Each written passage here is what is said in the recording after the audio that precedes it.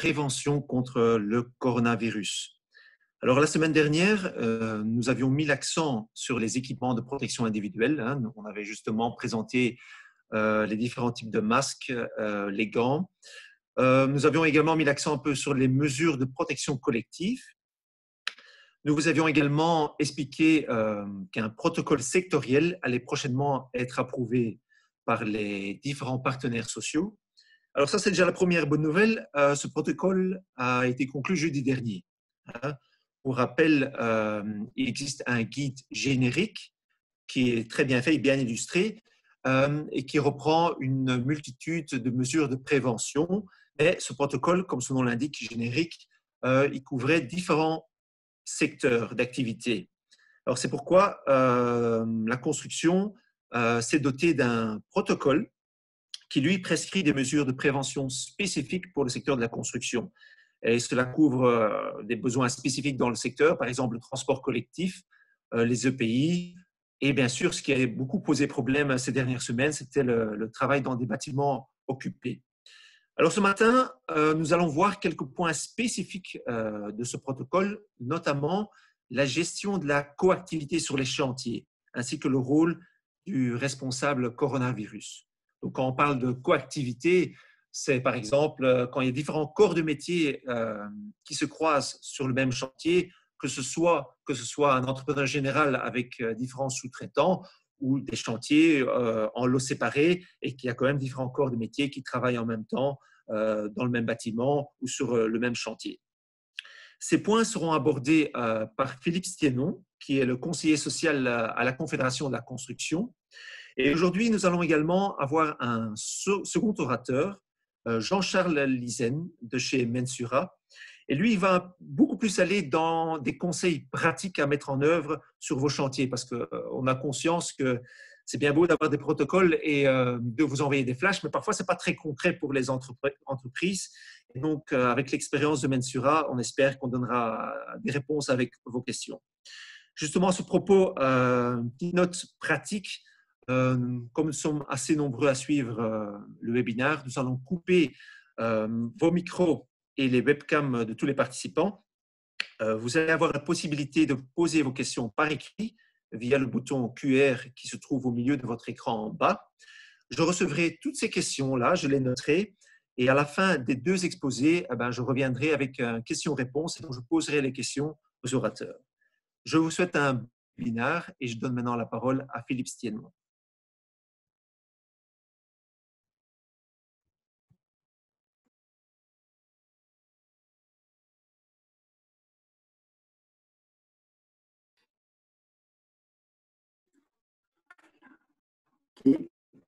Donc, au niveau du secteur d'activité, on a eu des réunions en commission paritaire pour mettre concrètement en place les mesures du guide générique établi au niveau interprofessionnel et pour le compléter sur toute une série de dispositions et par rapport à tout ce qui se passe au niveau sectoriel.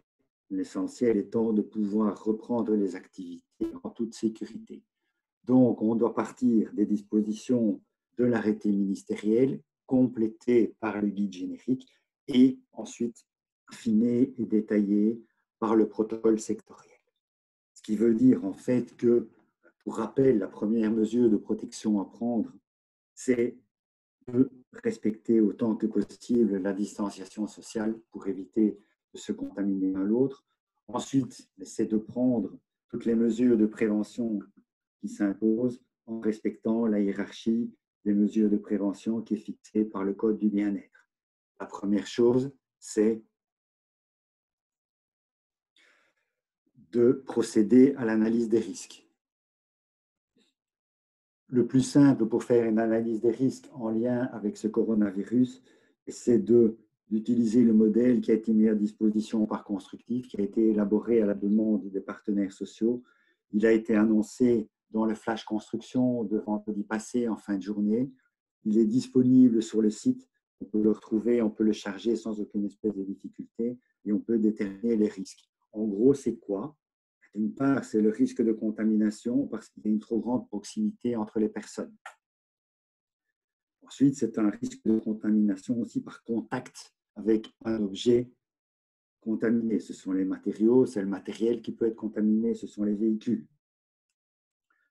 Pour pouvoir y faire face, on essaie, après avoir analysé les risques, on va prendre les mesures d'organisation qui s'imposent. Ça veut dire en gros, la première chose, c'est de prendre la checklist qui a été mise à disposition par Constructif et qui comporte toute une série de questions. Il suffit de cocher les cases pour voir si on est dans le bon ou pas. Et de nouveau, elle a été aussi mise à disposition dans le même flash. Elle est aussi disponible sur le site web. Ensuite, on prendra tout ce qu'il faut au niveau des mesures de protection collective afin de garantir la sécurité. On protège tout le monde. Et si, avec les mesures de protection collective, ça ne suffit pas, eh bien, on va les compléter par des mesures de protection individuelle, en ce compris par le port de masque, qui n'est jamais qu'une mesure complémentaire de protection, qui tous les masques ne se valent pas. Au niveau du protocole, qu'a-t-on dit en termes de mesures de sécurité lorsqu'on est dans une situation de coactivité sur les chantiers? Dire en clair, on rencontre ça fréquemment sur les chantiers, on a plusieurs entrepreneurs en même temps. L'idée est de ne pas se marcher sur les pieds. Donc, on a dit quelles sont les mesures prises. Premier élément, on recommande de limiter autant que possible la coactivité. J'y reviendrai. Ensuite, on dit, prenez les mesures en termes d'organisation qui s'imposent. On doit en discuter entre entreprises. Et on doit aussi bien mettre ça alors dans les discussions parce qu'il y aura ce rôle dévolu au responsable coronavirus. Et troisième élément, vu que tout va ensemble, il faudra effectivement désigner un responsable coronavirus. Premier de ces trois éléments, limiter la coactivité. Dans l'idéal, pour éviter qu'on soit trop près les uns des autres, le protocole précise un seul sous-traitant par étage, ou par lieu de travail, ou par espace délimité. Ce sera pas toujours évident. Deuxième idée, sous-traitants ou co-traitants interviennent l'un après l'autre. De nouveau, c'est la même idée de ne pas être en même temps. Maintenant, ça, c'est la belle théorie. Si ce n'est pas possible, à ce moment-là, on essaye autant que faire se peut de limiter le nombre de travailleurs qui travaillent en même temps au même endroit. Et on impose à chaque travailleur de porter un masque parce que par définition, ils ne sauront pas respecter strictement la distanciation sociale du 1,50 m. Et pour que tout le monde soit bien sensibilisé à cette obligation, on a dit attention, celui qui refuse de porter un masque sera immédiatement retiré du chantier par le responsable coronavirus ou par son préposé. Quand on voit ce qui est dans le protocole, le conseil qu'on peut donner au niveau pratique, ça va être l'entreprise de voir, à trouver un bon équilibre entre toutes les mesures de prévention à prendre et la rentabilité économique du chantier.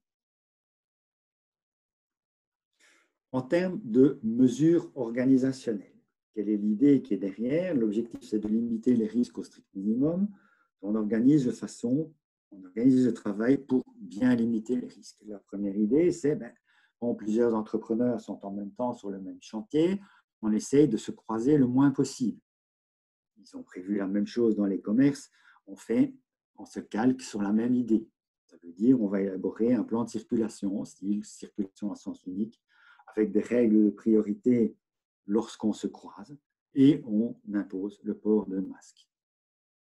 Par définition, les mesures organisationnelles, on les prend en concertation. Ce qui veut dire, en clair, il faut bien planifier les activités.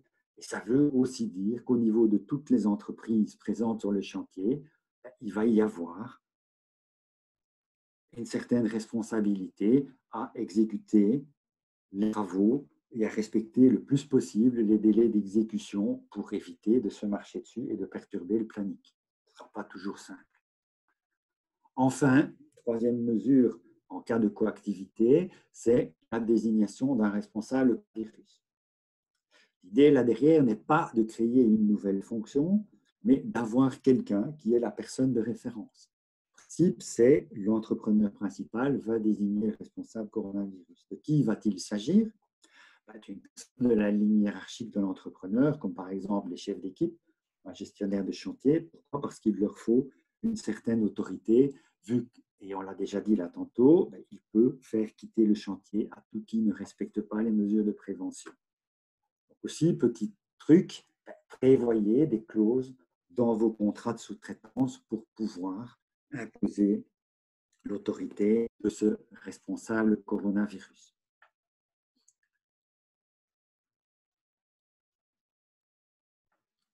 On dit dans le protocole, il faut que le responsable coronavirus puisse être contacté, parce que par définition, c'est quelqu'un qui est désigné l'entrepreneur principal, qui généralement s'occupe du gros œuvre et n'est pas toujours sur le chantier.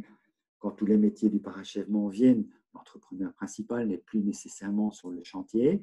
Donc, il faut qu'on puisse contacter le responsable coronavirus, dont les coordonnées de celui-ci seront affichées sur le chantier. L'idée, c'est la même que celle qu'on connaît déjà bien du responsable signalisation sur les chantiers routiers. Et ces coordonnées vont être communiquées aussi au coordinateur de sécurité, parce que lui, il n'a aucune autorité, il n'a pas le pouvoir de mettre en qui refuse de porter le masque hors du chantier. Par contre, le responsable coronavirus, lui, va pouvoir le faire.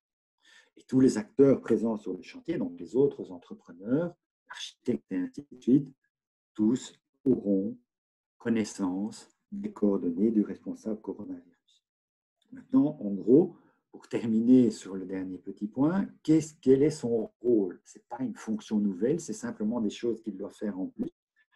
Il doit veiller au respect des mesures de prévention prévues, voir si tout le monde respecte autant que faire se peut la distanciation sociale, voir si tout le monde porte bien son masque là où il faut. Au besoin, si ce n'est pas le cas, il fait respecter les mesures. Il va demander à celui qui ne porte pas son masque de le mettre. S'il ne le fait pas, il le mettra à la porte. Et il va aussi vérifier que tous les équipements de protection, que ce soit collectifs ou individuels, sont bien en état de faire leur office. S'il y a des visières, que les gens portent leurs visières. S'il y a des vêtements de protection, que les gens portent leurs vêtements de protection, etc., etc. Il va regarder aussi que le gel hydroalcoolique est bien présent, qu'il est bien utilisé, que les masques sont bien portés. Parce que quand on va utiliser des outils, on n'est pas le seul à utiliser parfois une scie circulaire sur chantier, donc que cette scie circulaire soit la plus propre possible. Voilà, en gros, le rôle du responsable coronavirus tel qu'il a été envisagé par le protocole et par les partenaires sociaux. Ce n'est pas une nouvelle fonction, c'est simplement des choses à faire en plus. Et au niveau très concret, je vais, pour ce qui me concerne, céder la parole à Jean-Charles Lisin qui va vous expliquer plus concrètement ce qu'il y a lieu de faire.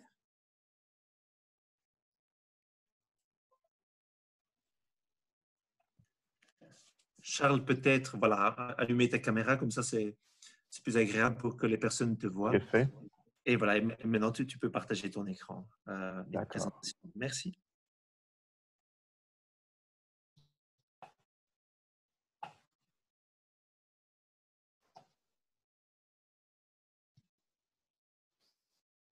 Voilà.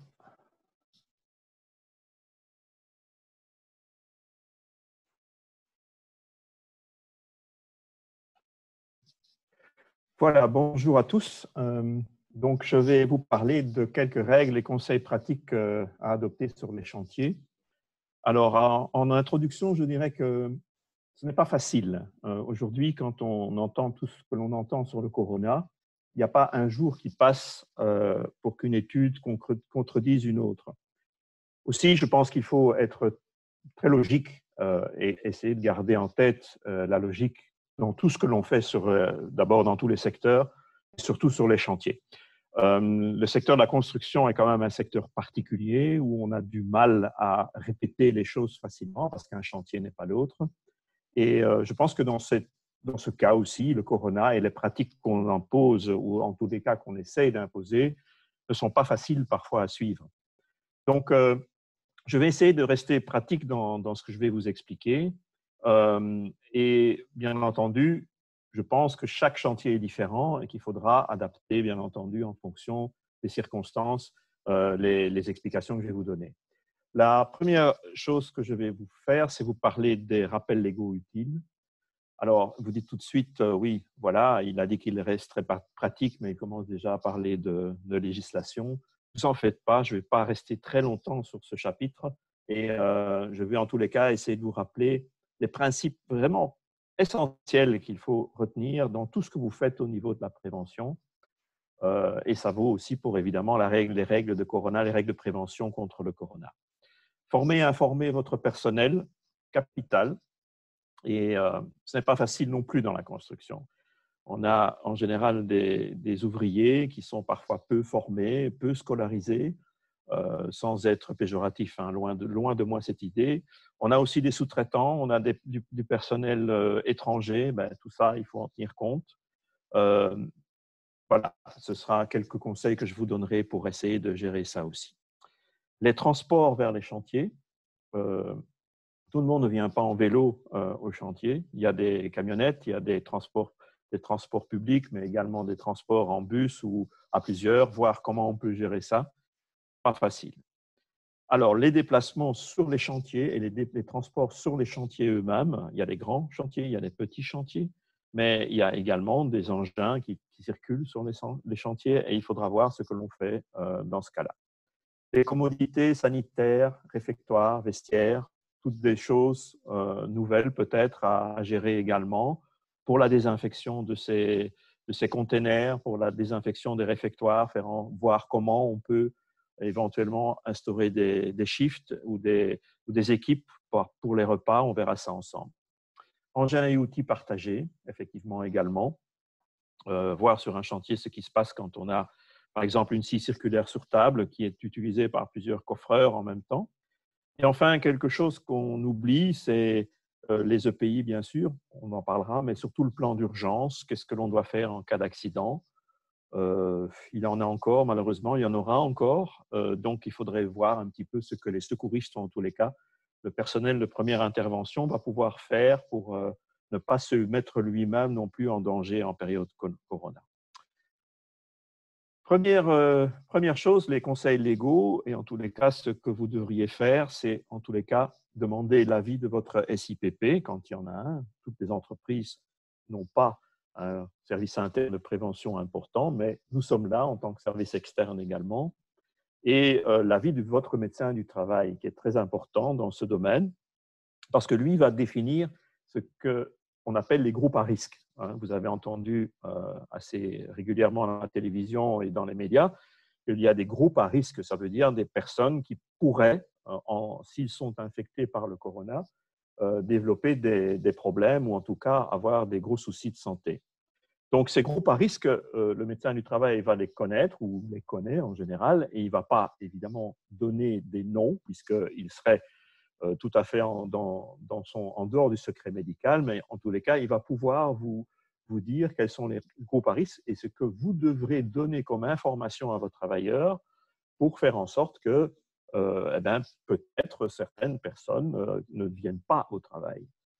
Tout ça doit être réglé via le médecin du travail ou le médecin traitant pour permettre aux travailleurs de pouvoir bénéficier évidemment d'un paiement à la fin du mois et de ne pas se retrouver évidemment sans le sou.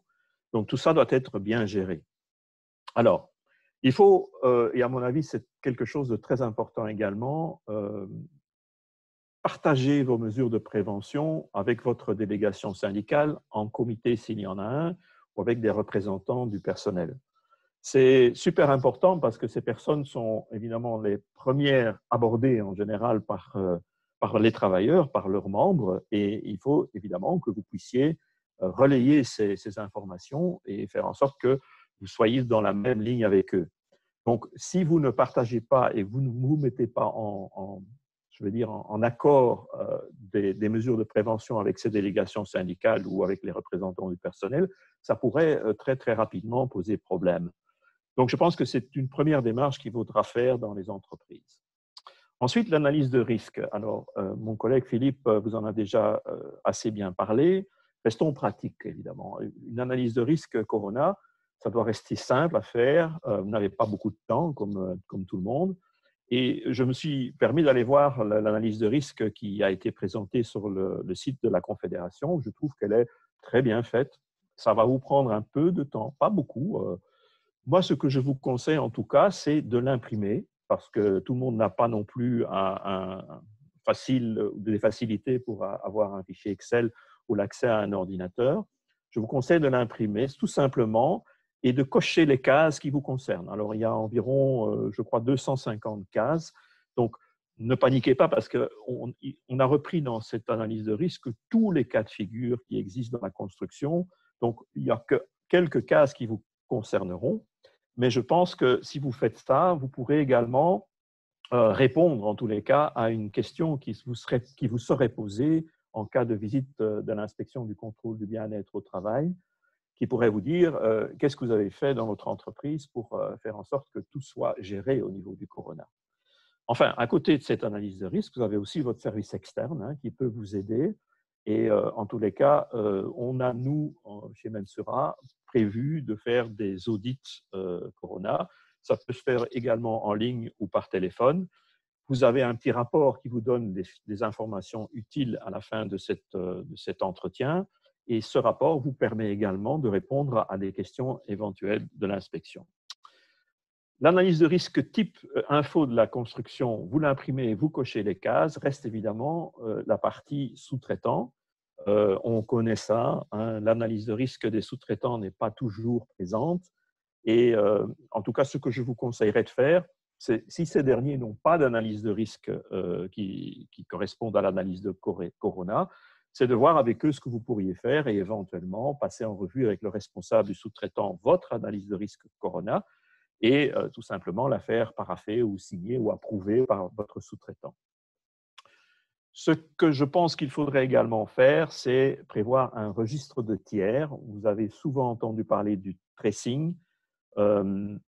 Sur chantier et sur les chantiers en général, il y a énormément de livraisons, de matériel, de matériaux, d'engins de chantier loués, que sais-je. Prévoir un registre de tiers ne serait pas inutile, dans la mesure du possible toujours, faire en sorte que vous puissiez enregistrer les livraisons et surtout les noms des personnes qui viennent livrer. Ce serait un plus en cas de pépin, évidemment, et qu'une personne se retrouve infectée par le corona. On pourrait très, très vite retrouver les autres sur chantier qui ont eu un contact étroit, bien sûr, avec cette personne. Deuxième point, former et informer. Alors, je reprends les règles essentielles de la gestion des risques en général et je dis toujours, faites en tous les cas 3 choses sur vos chantiers parce que inévitablement, nous sommes parfois confrontés à des accidents et il faut aussi se préparer à avoir un suivi de ces accidents et surtout une réponse à donner en cas d'inspection. Donc, la première chose, c'est faire l'analyse de risque, on en a parlé. La deuxième chose, c'est informer.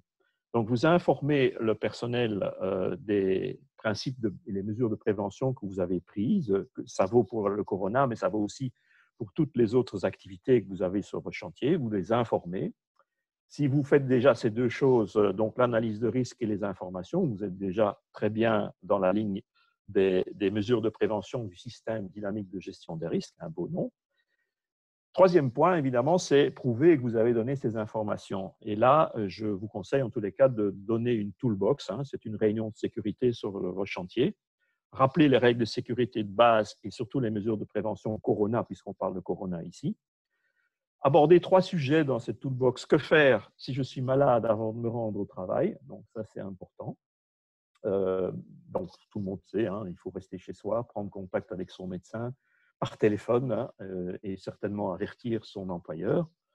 2, aborder le sujet que faire si je tombe malade sur le chantier. Ça pourrait arriver que quelqu'un tout à coup développe de la fièvre et des symptômes de corona sur un chantier.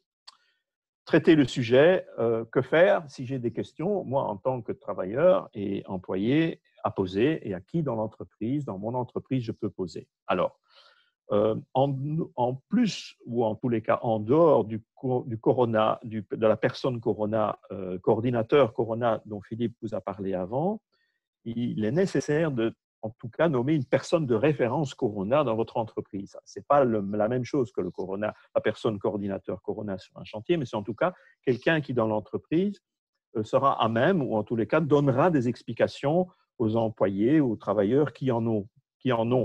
Donc je dirais, c'est un plus d'avoir cette personne de contact dans votre entreprise. Ensuite, affichez aussi sur votre chantier le numéro d'appel de votre service externe. J'entends un service en général qui est donné via un 0800, donc c'est un numéro gratuit.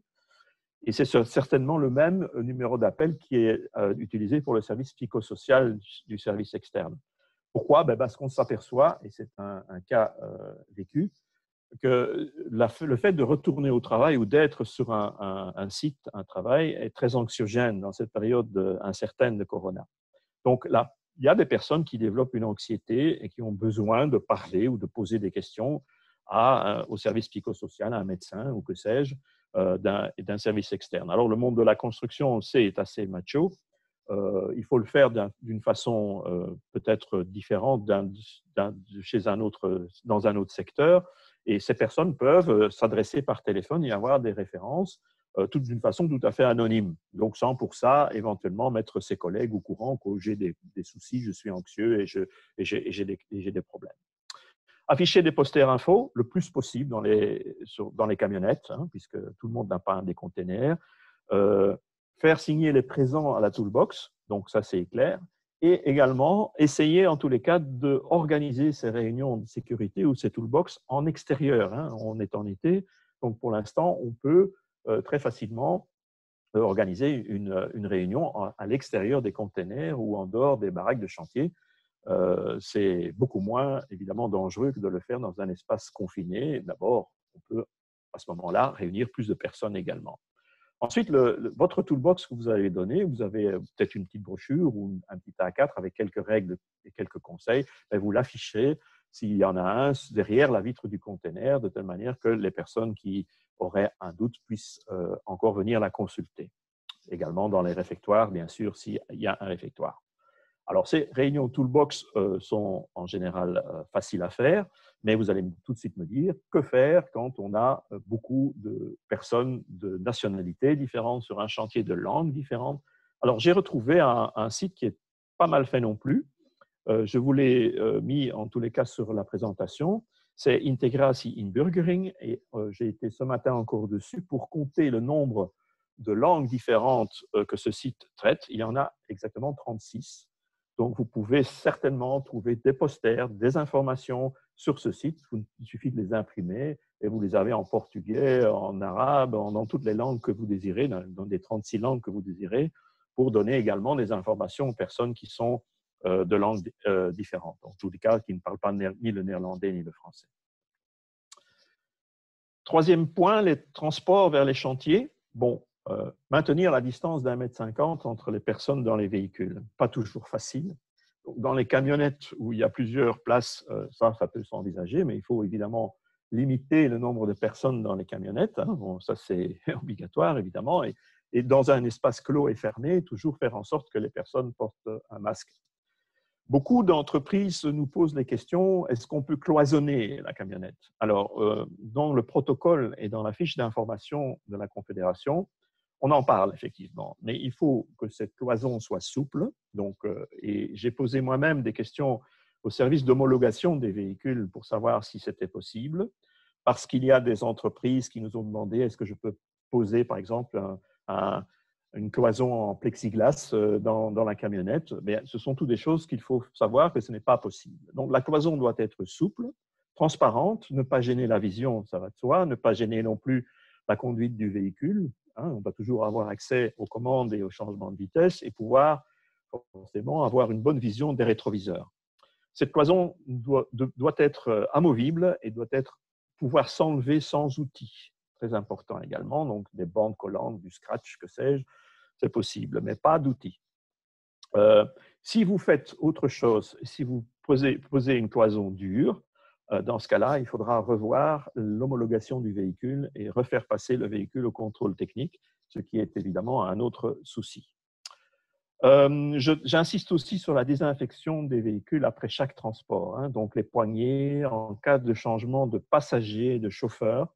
Si les véhicules sont partagés, ben, il faut désinfecter toutes les commandes, le volant bien entendu, mais également les poignées, tout ce que peut toucher le personnel qui est présent dans un véhicule. Pas oublier non plus de donner des informations sur la désinfection des mains, hein, après chaque plein de carburant, hein. Donc, nous aussi, on fait le plein de notre propre véhicule et je vois cela également quand je vais dans une station-service. On touche le banc contact, on a une carte d'essence, donc automatiquement, on va faire le code. Automatiquement aussi, si une personne infectée est passée avant nous, eh bien, on se retrouve infecté soi-même. Donc, pourquoi pas ne pas utiliser des petits bâtonnets pour ne pas toucher les touches de contact de l'appareil de paiement. Utiliser évidemment des gants jetables avant de faire le plein de carburant et lorsqu'on prend la poignée de distribution du carburant, eh bien, avec le gant et on jette le gant après. Très, très important dans les véhicules, en tous les cas, aérer et laisser les vitres ouvertes le plus longtemps possible.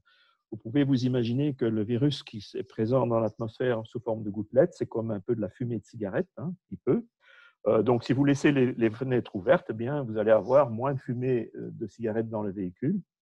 C'est la même chose pour le virus. Prévoyez aussi de mettre du gel dans les véhicules. Ça permet aux personnes qui sortent et qui rentrent dans les véhicules de se désinfecter les mains, en tous les cas, lorsqu'ils vont monter ou descendre des camionnettes et dans les véhicules. Maintenant, les transports et les déplacements sur chantier. Alors, limiter les déplacements sur le site. Ça peut paraître un peu bizarre, mais je pense, et en tout cas, j'ai vu certaines entreprises qui y arrivent, c'est réorganiser les stocks sur chantier pour faire en sorte que bon, les personnes ne doivent pas non plus tout le temps se déplacer sur le site pour aller chercher l'un ou l'autre matériel ou matériaux.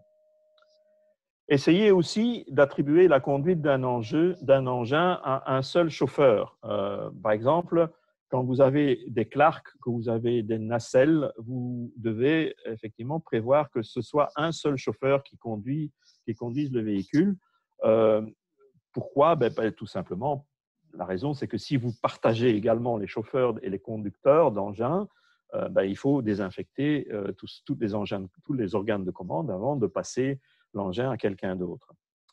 Normalement, après utilisation, le chauffeur du véhicule ou de l'engin doit désinfecter aussi son véhicule, hein. Mais attention, je dis aussi, ça c'est la discipline interne et vous le savez comme moi, la discipline est difficile à assurer parfois. Donc le chauffeur suivant peut aussi le faire lui-même pour être sûr qu'il ne court aucun risque. Comme l'a dit Philippe, prévoir un sens de circulation sur le chantier, c'est-à-dire avoir des voies de circulation suffisamment larges pour en faire en sorte que les personnes puissent se croiser en restant à 1,50 m. Pas toujours possible, mais parfois possible. Avec un tout petit peu d'imagination, on peut le prévoir. Les containers, les containers de chantier, laissez les fenêtres ouvertes, hein, et également laissez 2 portes d'entrée. Si certains conteneurs ont 2 portes d'accès, vous laissez une porte d'entrée pour entrer dans le conteneur et une porte de sortie pour éviter que les gens se croisent dans les corridors, dans les conteneurs. Idem pour l'accès au chantier. Vous pourriez facilement faire, quand il y a la possibilité, 2 cages d'escalier sur des chantiers, vous en prenez une pour faire une voie d'accès et une pour faire une voie de sortie. Les échafaudages, quand vous avez des échafaudages qui sont fixes, prévoyez également 2 trappes, hein, quand l'échafaudage est grand, bien entendu, 2 trappes d'accès, avec des échelles d'accès évidemment différentes, et vous prévoyez un sens de circulation sur votre échafaudage. S'il y a des ascenseurs de chantier, évidemment, limitez le nombre de personnes en fonction de la surface de l'ascenseur, et faites en sorte que les personnes, s'il y a possibilité d'être à plusieurs sur l'ascenseur, restent dos à dos et ne se parlent pas dans la figure l'un de l'autre. Évidemment, quand on parle de nacelle ou d'échafaudage mobile, hein, on met une personne sur une nacelle ou un échafaudage mobile, si possible, parce qu'il y a évidemment des activités où ils doivent être à 2. Hein. Donc là, c'est port de masque obligatoire absolument. Mais donc, dans la mesure du possible, laisser une personne par échafaudage mobile ou sur une nacelle. En ce qui concerne les commodités, les sanitaires, les réfectoires, les vestiaires, toujours la distance d'1,50 m. Afficher les posters, j'en ai déjà suffisamment parlé. Augmenter les fréquences de nettoyage.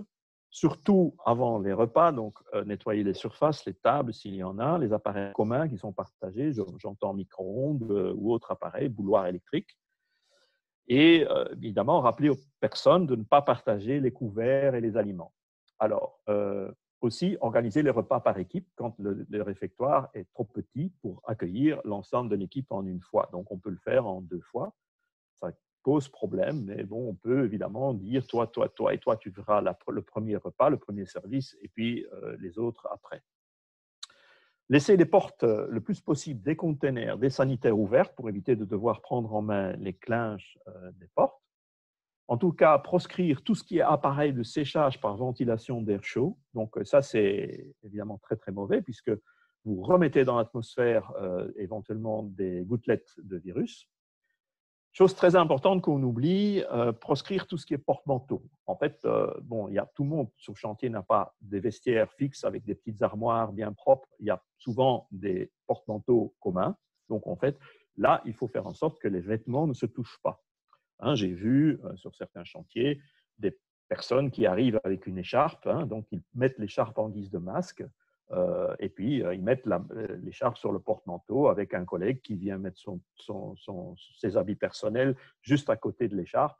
Il est clair que vous risquez des contaminations dans ce sens-là. Placez également des tables en extérieur, si possible, au lieu de le mettre des tables en intérieur dans le réfectoire. Très important également, il faut prévoir des poubelles en plastique avec couvercle à pédale pour éviter de toucher les poubelles et d'ouvrir évidemment un couvercle pour jeter un mouchoir ou un masque usagé. Alors, les fontaines d'eau sont à proscrire aussi. La raison, c'est que ça va peut-être un peu à l'encontre des règles sanitaires ou à l'encontre des règles plutôt de milieu et environnementales. Mais quand on a une gourde, on approche évidemment la gourde du robinet de la fontaine et vous comprenez tout de suite qu'il y a possibilité d'infection mutuelle. Voilà, donc ça c'est pour tout ce qui concerne les commodités, les sanitaires et les réfectoires. Les engins, les outils partagés aussi. Chaque personne doit posséder au maximum ses propres outils personnels, ça va de soi. Par contre, les engins partagés, j'ai parlé des scies circulaires sur table, mais il y a d'autres engins, eh bien, tous les boutons et accessoires de commande doivent être le plus souvent possible désinfectés. Alors, vous allez me dire, il n'y a pas quelqu'un qui va rester à côté de la table, bien sûr que non. Mais en fait, essayez de faire en sorte que ce soit régulièrement désinfecté, que quelqu'un ait cette charge, éventuellement un chef d'équipe passe, et quand il fait son tour de chantier, il passe avec une lingette désinfectante sur les boutons de commande. Aussi, parfois, possible d'utiliser un simple crayon pour utiliser les boutons poussoirs d'une machine. Ça évite de devoir toucher le bouton avec ses doigts ou avec sa main. Les masques buccaux, on en a déjà parlé, je pense, mais un masque buccal n'est pas un équipement de protection individuelle. J'entends un masque classique. Alors, il faut faire attention parce qu'on confond souvent les masques buccaux avec les masques FFP2 ou FFP3, qui sont normalement réservés au personnel soignant, vous l'avez entendu, mais ces masques FFP2 et FFP3 sont toujours utilisés dans la construction. Et là, c'est quand on passe dans des conditions de travail difficiles, j'entends retrait d'amiante, présence d'amiante ou également présence de silice. Hein. Quand on coupe des pierres ou des matériaux qui contiennent de la silice, il faut évidemment porter de tels types de masques. Alors, ces masques sont en fait présents sur la plupart des chantiers quand il le faut, mais n'oubliez pas qu'un masque en général qui possède une valve, et ces masques sont parfois choisis parce que pour faciliter la respiration, ces masques ne protègent pas contre l'expulsion des gouttelettes de virus. Donc, le masque buccal qui est en fait prévu pour ça, hein, qui est en fait un masque qui est une protection collective, puisque quand je porte un masque buccal, je protège les autres et je ne me protège pas à moi. Là, le FFP2, c'est juste l'inverse. Vous vous protégez vous-même, vous vous protégez plutôt que vous protégez les autres.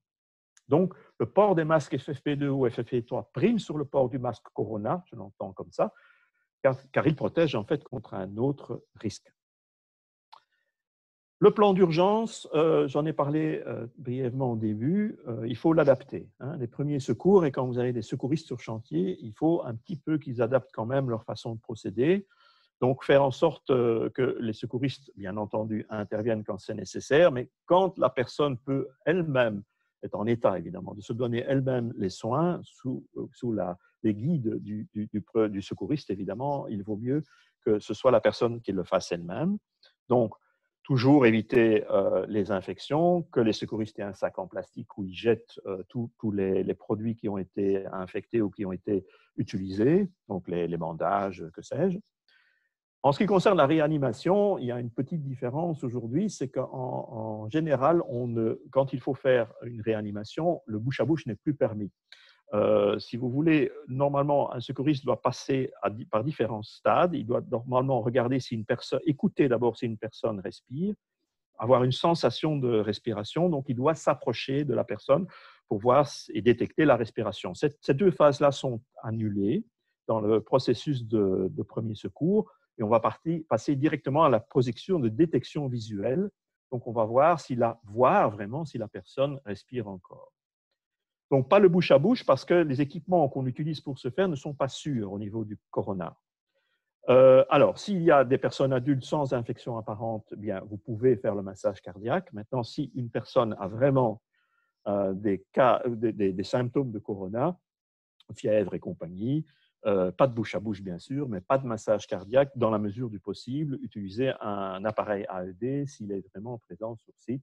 Sinon, appelez évidemment les services d'urgence le plus vite possible. Au niveau des plans d'urgence internes, s'il y a un point de rassemblement, ça va de soi, et vérifier que tout le monde puisse s'y rendre et garder la distance d'1,50 m entre les uns et les autres. Parce que si, évidemment, vous avez un point de rassemblement où 100 personnes doivent venir et se coller les uns aux autres, ce n'est pas non plus bon, en tous les cas, pour les coronas. Enfin, un numéro d'appel gratuit qui existe, c'est le 0811 759. Voilà, vous avez effectivement une équipe de conseillers en prévention chez Constructif qui est à votre disposition et qui peuvent également vous aider ou en tout cas aider les employeurs en cas de question. Voilà, je pense que j'arrive tout doucement à la fin de ma présentation et je pense, Jürgen, qu'on va pouvoir passer maintenant aux questions-réponses. Effectivement. J'invite également Philippe à allumer la caméra. Ben voilà, on voit Philippe aussi. Et ton micro également, Philippe. Merci beaucoup, Jean-Charles et Philippe. Jean-Charles, effectivement, ça a été très pratique et donc c'était la demande de nos entreprises. Peut-être une première question et en fait, elle est par rapport au webinaire de la semaine dernière, mais tu l'as abordé également. C'était la question du port des masques en tissu. Donc, voilà. Est-ce que tu pourrais peut-être rappeler EPI, masque en tissu, pour que ce soit un peu plus clair pour tout le monde? Tu l'as abordé également lors des slides. Oui, donc les masques en tissu sont des masques qui sont donc en général maintenant confectionnés, puisque le gouvernement nous en avait promis à tous.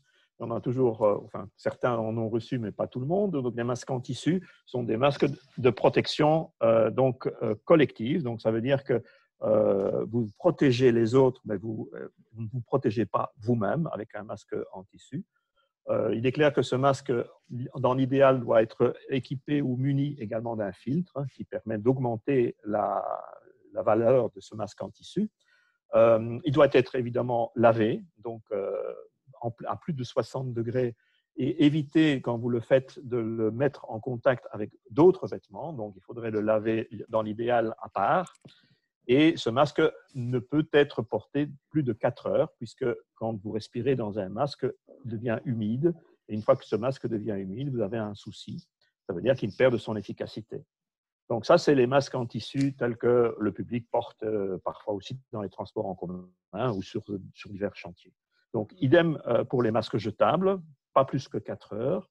Les masques FFP2, on m'a posé la question, est-ce qu'on peut les porter plus que 4 heures? On conseille quand même de ne pas les porter plus que 8 heures. Et la stérilisation de ce genre de masque est très difficile puisque ce sont des masques qu'on ne peut pas mettre en contact avec l'eau. Certains disent qu'on peut les mettre dans le four à la maison pour faire en sorte qu'à 90 degrés, ils soient stérilisés. Ce n'est pas évident. J'ai regardé moi-même encore ce matin sur des sites. Il faut vraiment des sites forts, performants. Et dans les hôpitaux, ils ont vraiment des procédures de stérilisation très, très poussées. Je ne pense pas qu'on arrive à ça chez soi dans sa cuisine. Donc, je pense, hélas, qu'il faut, au bout de 8 heures, remplacer le masque qui est un masque FFP2 ou FFP3. Et lorsqu'on parle de masques en tissu, on parle également des filtres. Et donc, j'ai la question de quel type de filtre vous conseillez à mettre dans les masques en tissu? Ce sont des filtres qui sont en général des filtres qui ne sont pas des filtres en coton, qui sont un filtre un peu particulier, mais qui sont disponibles en général chez les pharmaciens. On peut les trouver. Ce sont des filtres spéciaux, en fait. Enfin, c'est un tissu particulier et qu'on glisse dans le masque en tissu. Le masque en tissu permet-il de respecter la distanciation sociale? Et donc ça, c'est une question non seulement sur les chantiers, mais on a également eu beaucoup de questions liées justement à l'occupation. Quels sont vos conseils pour l'occupation dans les véhicules? Et donc également en combinaison avec le port d'un masque en tissu. Oui, donc en fait, comme je l'ai dit, on essaie de garder dans les véhicules 1,50 m de distance entre les personnes, avec évidemment le port du masque en tissu. Ou un port de masque chirurgical, de type chirurgical dans les véhicules.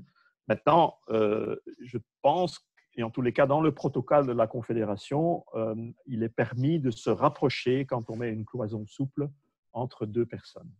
Mais attention, encore une fois, cette cloison souple n'est pas la panacée universelle parce qu'il faut se rendre compte qu'elle doit être aussi désinfectée. Donc, imaginez un petit peu la difficulté de désinfecter une cloison qui se trouve entre deux personnes. L'idéal, ce serait d'avoir plusieurs cloisons qu'on enlève et qu'on puisse désinfecter éventuellement à l'extérieur du véhicule en attendant d'en poser une autre. Voilà, donc normalement, c'est 1,50 m avec port de masque en tissu dans les transports.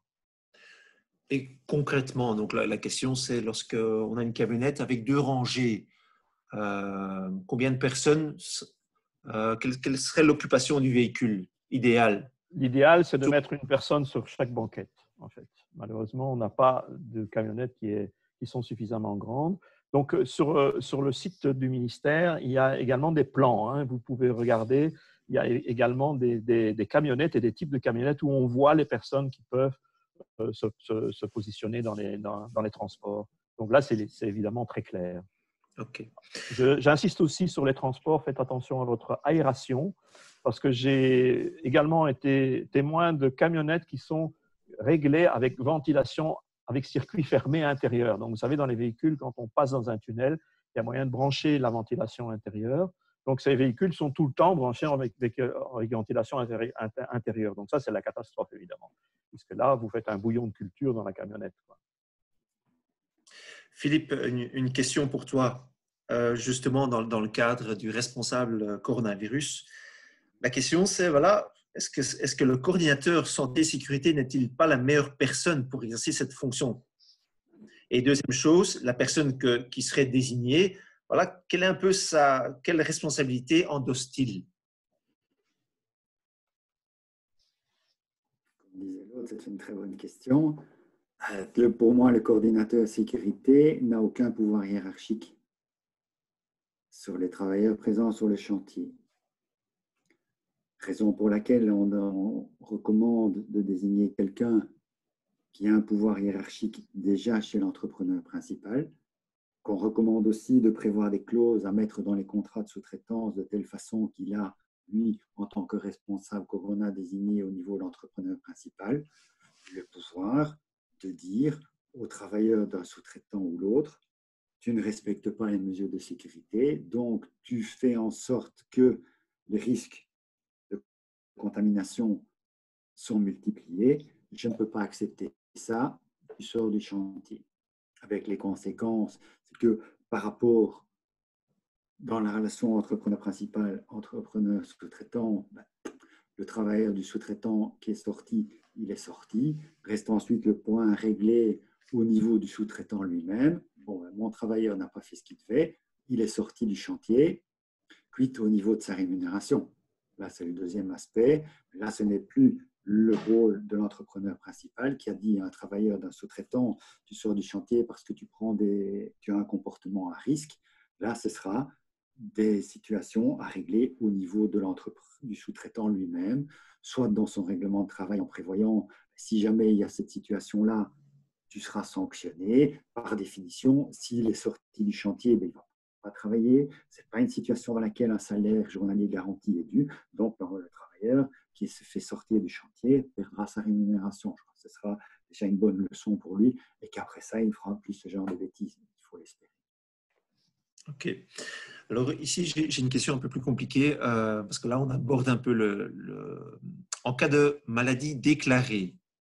Le tracking demande quelles personnes ont été vues de façon proche durant plus d'un quart d'heure. Dans l'accord paritaire, si la distanciation ne peut pas être assurée, on demande de limiter la durée au minimum, bien évidemment, et on parle du port de masques buccaux, de gants et de lunettes. La question est la suivante.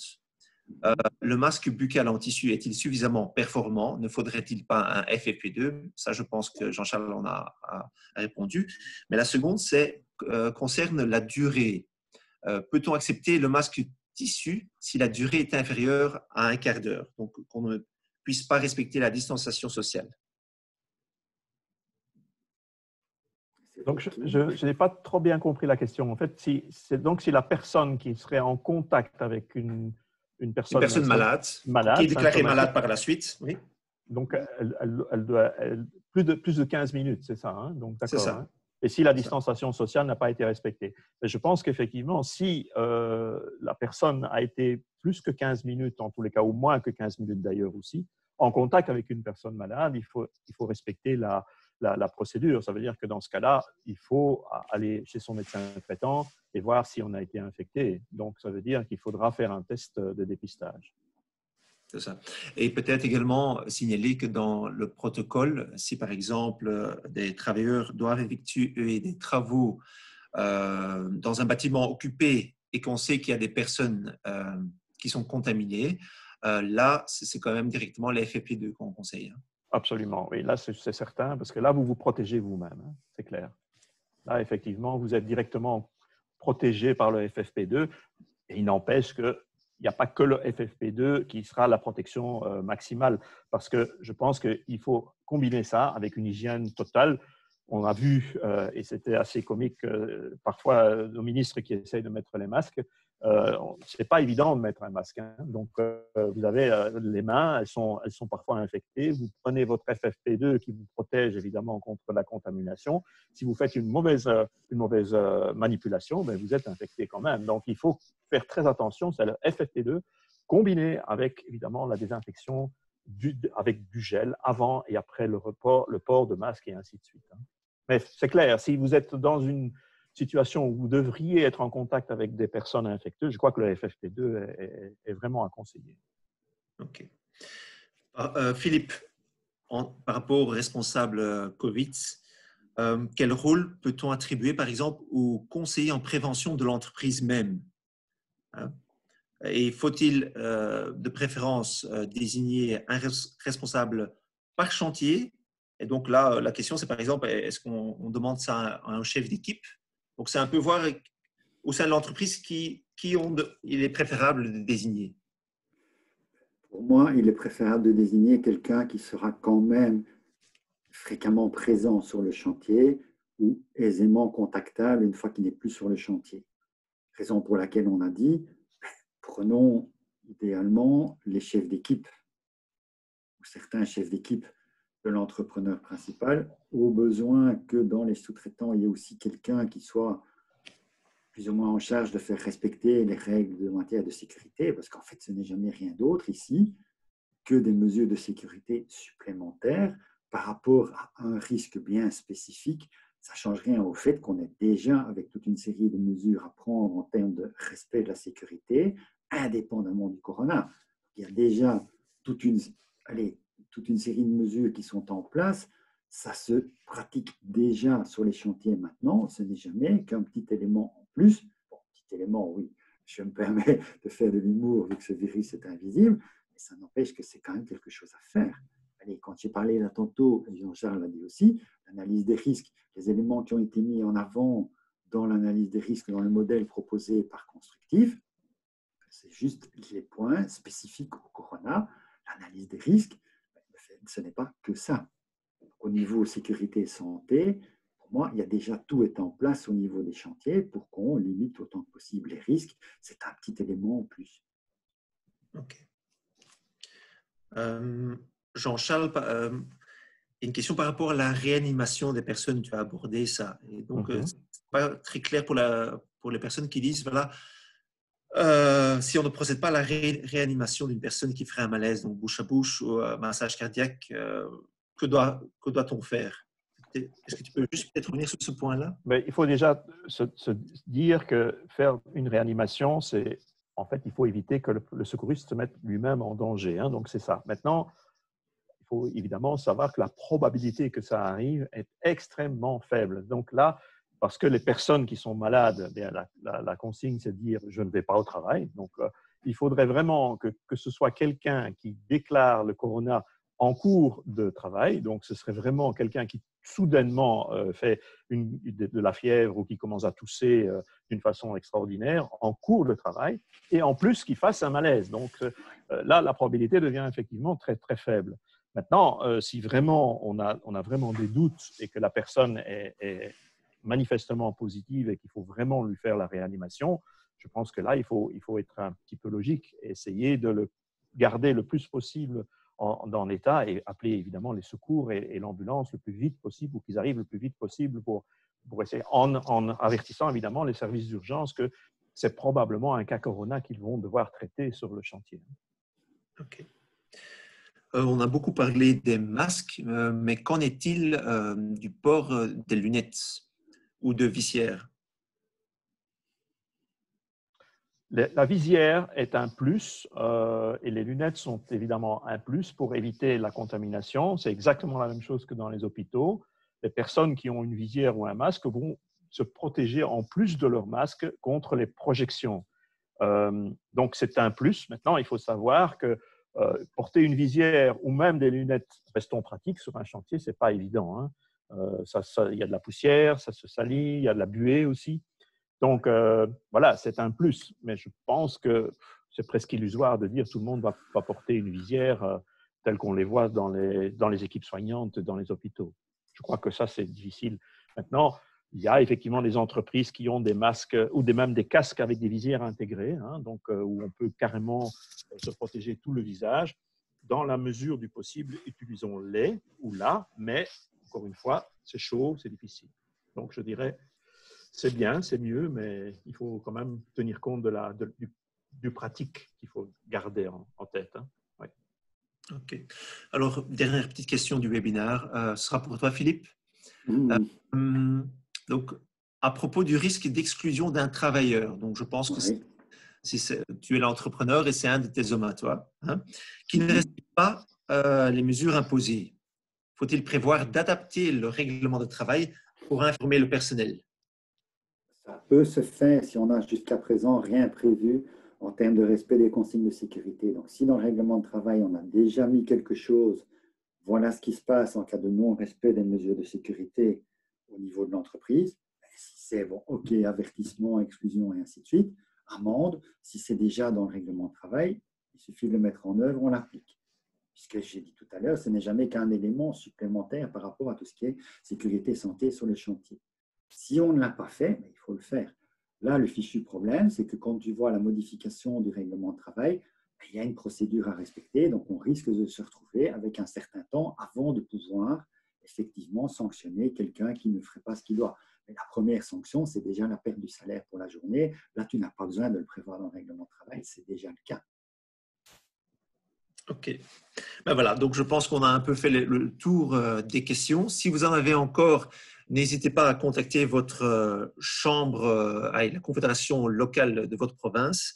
Pour votre information, effectivement, nous allons envoyer à tous les participants, il y en a certains qui sont peut-être connectés en cours de route, nous allons vous envoyer la vidéo et également quelques liens vers les fiches de constructifs. Donc comme ça, vous avez un complément d'information et comme je dis, n'hésitez jamais à contacter la confédération locale de votre province.